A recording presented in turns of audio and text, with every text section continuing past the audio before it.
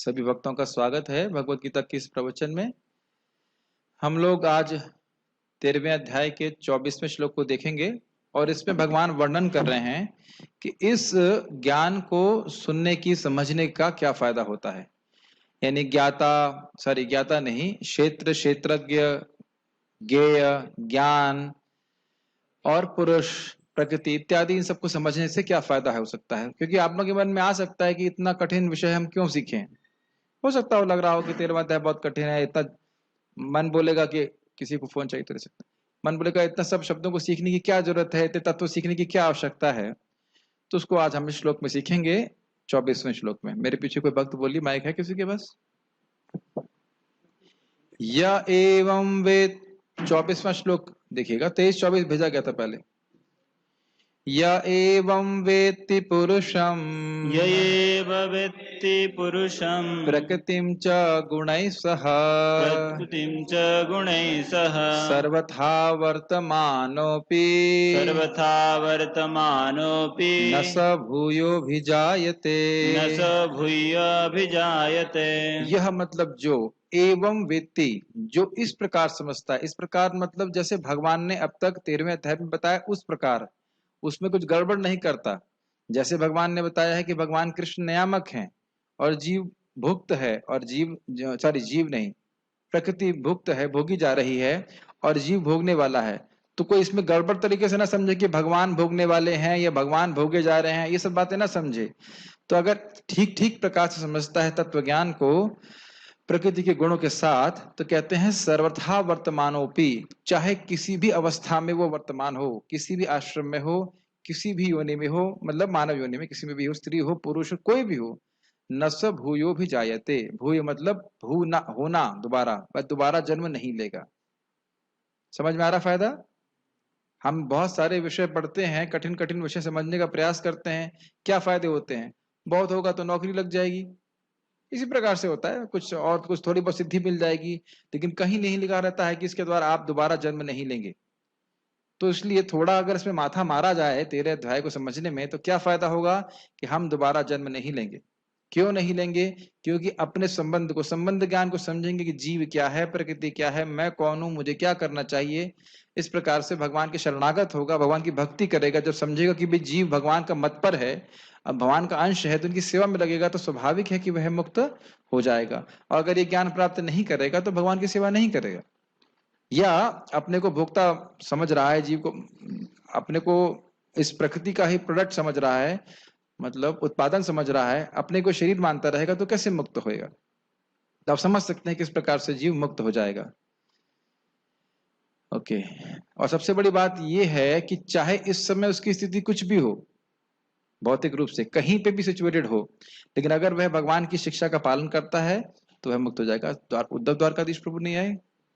ओह, मुझे दिख नहीं रहे, समा होता मुझे दिखे नहीं। ठीक, ये इनके, आपका चेहरा इनके बेचारे के पीछे था एकदम इस प्रकार से। कहा, और वो भी नहीं दिख रहे, क्या नाम से, सुंदर माधव प्रभु।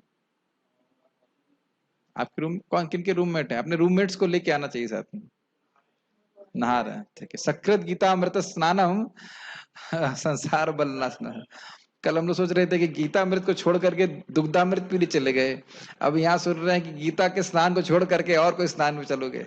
चलिए ठीक है, जैसा भाग्य। जो व्यक्ति प्रकृति, जीव तथा प्रकृति के गुणों की अंतः क्रिया से संबंधित इस विचारधारा को समझ लेता है, उसे मुक्ति की प्राप्ति सुनिश्चित है। ये क्यों? प्रभुपाद जी इसको बहुत अच्छा भगवत गीता में बताते हैं कि अनादिकाल से जीव कर्म बंधन में फंसा हुआ है और उसको पता ही नहीं कि वो क्या कर्म करे जिससे वह मुक्त हो जाए, उसे पता ही नहीं है। तो जब इस प्रकार का ज्ञान प्राप्त होता है कि मुझे क्या करना चाहिए इससे मैं मुक्त हूं, और फिर इसके अनुसार वो कार्य करता है, तो व्यक्ति मुक्त हो जाता है। समझ रहे ना मेरी बात? जैसे अभी हमारे आश्रम में एक भक्त बीमार हैं, तो उनको बुखार है। अब मलेरिया है कि क्या है, टाइफाइड है, कुछ है, अभी क्लियर नहीं हो रहा है। तो जब ये क्लियर हो जाएगा कि मेरे को क्या बीमारी है और क्या इलाज करना है, तो फिर व्यक्ति बहुत मुक्त हो जाएगा। बहुत साइंटिफिक बात है। लेकिन अब कहे कि मलेरिया में जो चीज नुकसानदायक है वही बार बार खाता रहे, तो क्या ठीक हो जाएगा? कभी ठीक नहीं हो पाएगा। तो इसलिए ये दिव्य ज्ञान प्राप्त होना बहुत जरूरी है कि मैं कौन हूं और मुझे क्या करना चाहिए।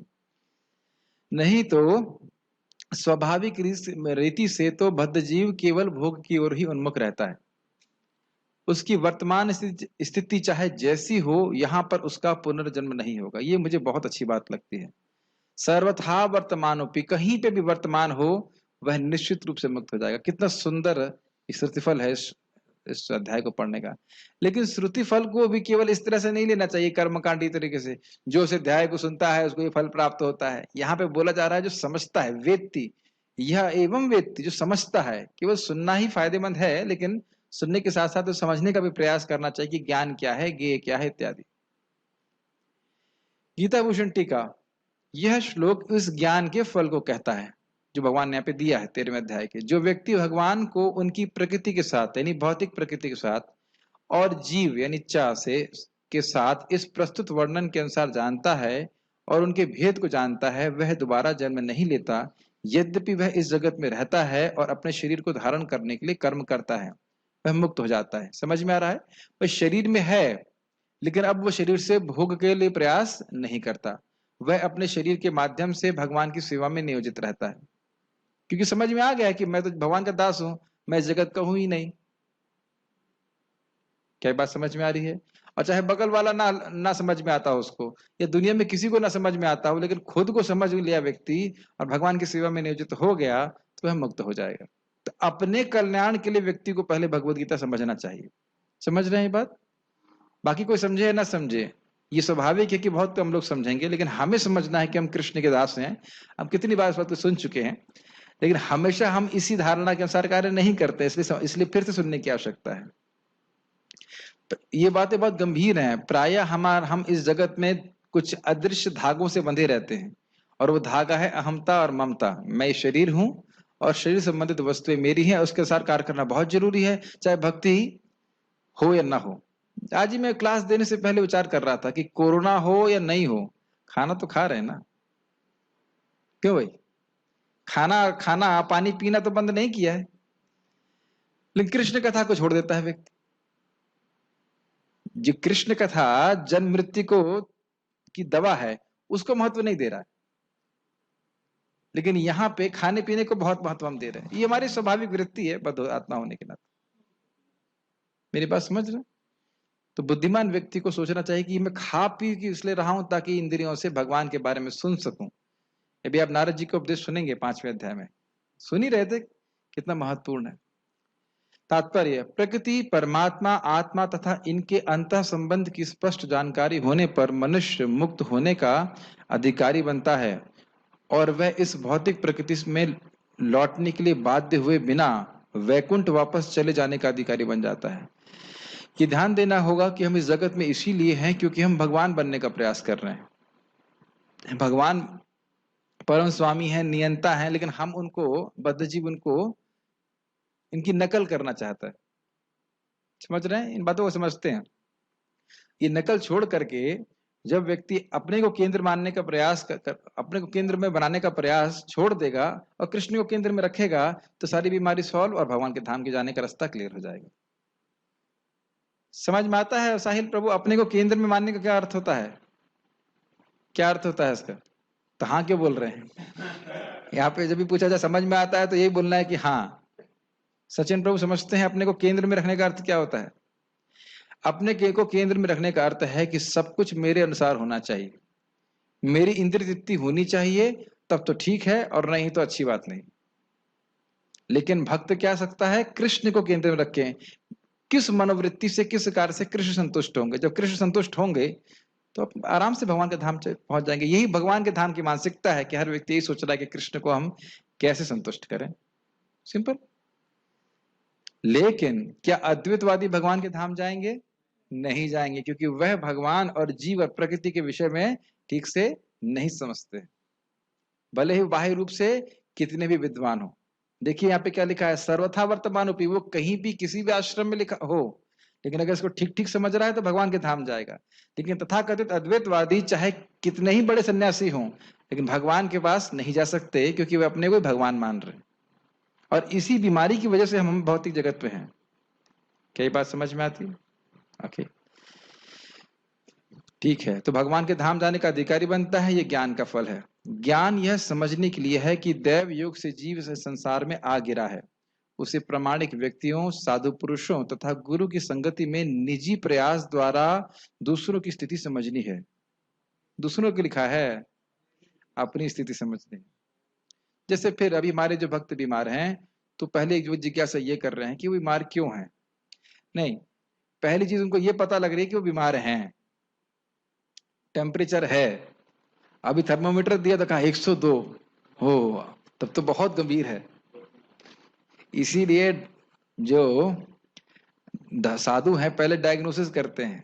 आप 3 क्लेशों को भोग रहे हैं, 4 परेशानियों से ग्रस्त हैं, तब व्यक्ति समझ में आता है कि मैं इस जगत में सुखी नहीं हूं। तब वह डॉक्टर से पूछेगा कि डॉक्टर साहब मेरी ये प्रॉब्लम हुई क्यों और मैं इसका इलाज कैसे करूं। समझ में आ रहा है। तो उसी प्रकार से भक्तों के संग में आकर के जब हम सुनते हैं कि जगत सुख का घर नहीं है, सुख दुख तो हम भोग रहे हैं लेकिन हम समझ नहीं पाते हैं कि दुख का घर है, तब अपनी स्थिति को आदमी समझता है कि मैं कौन हूं, मैं के क्या है, के आमी के न आमाए जा रहा था। पता है तुरंत हम बोल देंगे, सही बात है, लेकिन इसको हमें समझना होगा मैं क्यों दुख भोग रहा हूं। तब भक्त लोग हैं, आप समझते हैं। और इस प्रकार से समझना ये होगा कि भगवान के भक्तों के संग में ही, उनसे श्रवण करके ही, परंपरा में ज्ञान प्राप्त करके ही बात समझ में आती। ठीक है। और तब जिस रूप में भगवान ने भगवत गीता कही है उसे समझकर आध्यात्मिक चेतना या कृष्ण भावनामृत को प्राप्त करना है। 2 बातें समझ में आई। अपनी स्थिति को समझना, उस स्थिति का मतलब हम हैं कौन और उसको प्राप्त करने के लिए क्या अभिधेय है। संबंध, अभिधेय और प्रयोजन हमने सुना है। तो जीव का भगवान से क्या संबंध है, जीव जगत में क्यों दुख भोग रहा है, इसको संबंध ज्ञान कहते हैं। और अपनी स्थिति को हम कैसे वापस प्राप्त करें, किस साधन का उपयोग करें, यह अभिधेय कहा जाता है। और किस लिए प्राप्त करें, क्या प्रयोजन है, इसको प्रयोजन कहते हैं, भगवत प्रेम प्राप्त करने के लिए। तो जब तक हम सुनेंगे ही नहीं तो हम कैसे मालूम करेंगे। तब यह निश्चित है कि वह संसार में फिर कभी नहीं आ सकेगा। वह सच्चिदानंदमय जीवन बिताने के लिए वैकुंठ लोक भेज दिया जाएगा। तो देखिए, मैं एक बात क्लियर करना चाहता हूं कि ये ना सोचिएगा कि केवल श्रुति फल की तरह ले लीजिए। हाँ, जो जो सत्यनारायण व्रत की कथा को सुनता है उसको ये फायदा होता है, साधुराम बनिए को ये फायदा होता है, उस तरह से नहीं है। मैं फिर से रिपीट करूंगा, यहाँ शब्द है यह वेति। वेति का मतलब जो समझता है। ऐसा नहीं है कि बस खाली सुन के चले गए, उससे भी कुछ पुण्य मिलेगा, लेकिन समझे। जैसे मुझे भक्त बता रहे थे कि अनुराग प्रभु बता रहे थे कि वो इसी 13वें अध्याय से कुछ बात समझा रहे थे। तो भक्त लोग पहले ठीक से नहीं समझ पा रहे थे, फिर उनको समझाया गया तो उनके बाद समझ में आने लगी क्या बात कर रहे हैं, ज्ञान क्या है। समझ रहे हैं मेरी बात। तो प्रयास करके क्षेत्र क्या है, कैसे मैं क्षेत्र से भिन्न हूं, ये सारी बातें समझनी होती हैं और उसके अनुसार व्यक्ति को कार्य करने होते हैं। ये केवल ऐसा नहीं कि हम थ्योरी पढ़ करके बस बंद कर दें। समझ रहे हैं। जब उसके अनुसार कार्य करेंगे तब फिर व्यक्ति मुक्त हो जाएगा। समझ रहे हैं। ये यहां तक कोई प्रश्न है किसी का? ओके, तो आप लोग दूसरी फाइल खोलिए जो